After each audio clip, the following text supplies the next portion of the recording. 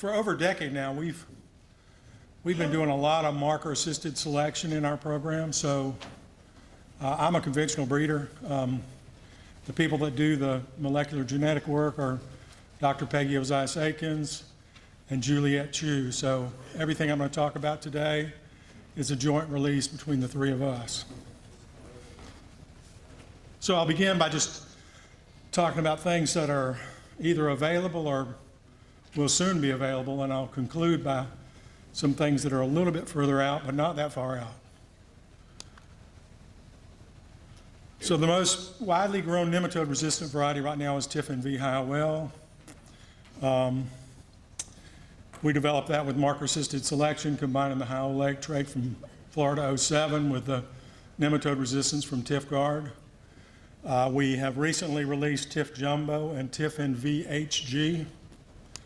They all have the major gene from resistance from a wild peanut species, and this is near immunity to the peanut root knot nematode. This is a picture. I think Tim Brenneman may have taken this picture, and I actually believe this is Tifgard, which was the first variety we released with that major gene. And Tim describes this as the green island effect. You can just stand at the edge of the field and you can see these green islands, and that's the genotypes that have that major gene for resistance. So Tiffin V. Hiowell, it's nematode resistance in Howell Lake.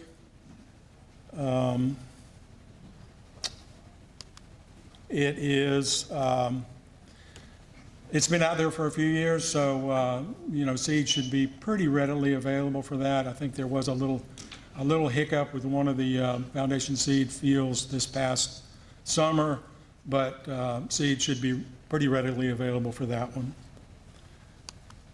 Tif Jumbo is one of our new cultivars, and it's a Virginia type. As soon as we released Tifgard, I had some growers ask me if we had a Virginia type, because they had some Virginia contract and with nematode resistance.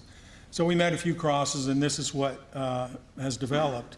It's a Virginia type, it's Hiowell, and it has that major nematode resistant gene. I'm not going to present any data, but you can go, it was in the Uniform Peanut Performance Test in 2018, tested throughout the country, and then it has been in the Georgia peanut variety trials and the Alabama peanut variety trials for the last few years. What I would have said last night is that there was 23 acres of foundation seed production in 2022, so seed will be limited, but you could probably look around and find some seed.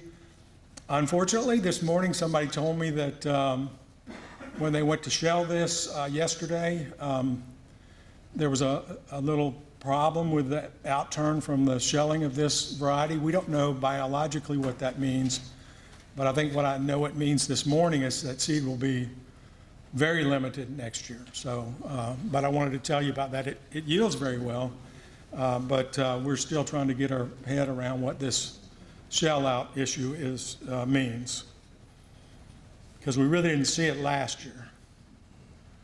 So the next variety we're going to release is, plant breeding is an incremental effort, just continue to improve things.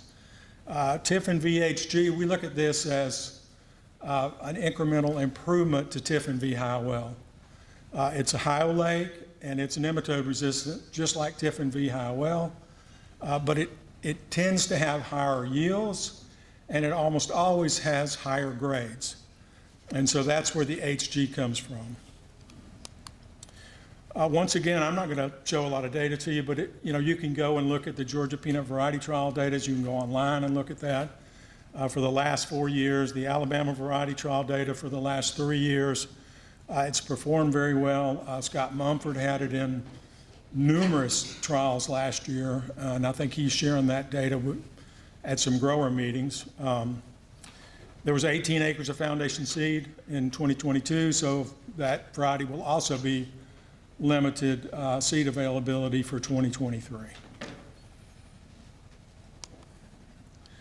So now I want to move on. This is something we've talked about here in this seminar for a few years, and this really traces back to the Peanut Genomics Initiative. And y'all helped to fund the Peanut Genomics Initiative. That was a multi-year, multi-million-dollar project where they sequenced the peanut genome and they developed a lot of tools that plant breeders can use in their breeding programs. And so this is kind of, well, I guess it's the first fruits of all that labor, on-farm fruits. So we have used those markers to develop leaf spot resistant cultivars that we are in the process of releasing. We have multiple years of data. Many of you in this room have been out to my fields and seen this with your own eyes, but it's a very high level of resistance to the to leaf spot. So there's one of the resistant genotypes, and that's probably Georgia 13M. Of course, we knew we had leaf spot resistance. That was clear.